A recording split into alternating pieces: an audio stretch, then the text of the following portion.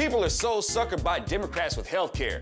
Democrats have been saying that 47 million people in America don't have health insurance and that the Republicans just want them to die. These same 47 million people must not be dead yet because the Democrats are still trying to scare Americans with those same 47 million people who should have been dead because of the Republicans a long time ago.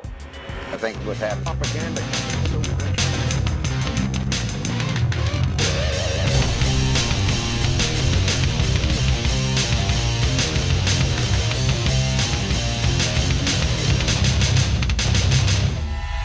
Attitude towards health insurance is the same way I feel about education. People beat their chests and talk about how important education is to make themselves look like they're enlightened and righteous because who's gonna say people shouldn't have an education, right? Education is stupid and it's for losers. Well, if education is that important to you for your children to have, get a job and pay for it. Now don't get me wrong.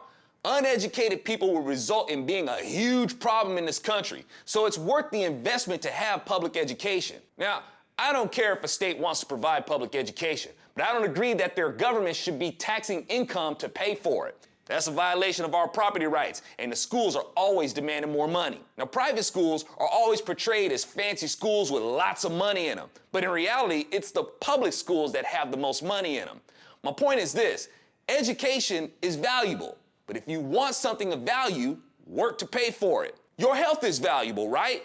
And if health insurance is so important, then it should be important enough to pay for. Well, Mr. Zoe, not everybody can afford it. Well, if the government would stop taxing us, because they're not supposed to, and also they're not supposed to be paying for things they're not supposed to be providing with our money, more businesses could hire and pay employees better so more people could afford it. And because more people would be buying insurance, that would bring the cost of insurance down. And still to this day, the liberals got you believing that privatized healthcare will just stop your treatment without any remorse. As if the government won't do the same. If you think privatized healthcare treats you like a number, you're in for a rude awakening with the government-controlled healthcare. Oh, be careful, Mr. President. There is a cliff here. You know what? Maybe this isn't going to help. Maybe you're better off not having the surgery, but taking the painkiller. But, Mr. President, we're not just talking about my pain. We're talking about my life. No, I need a pacemaker. Why do you think people risk their lives to leave their country to come here?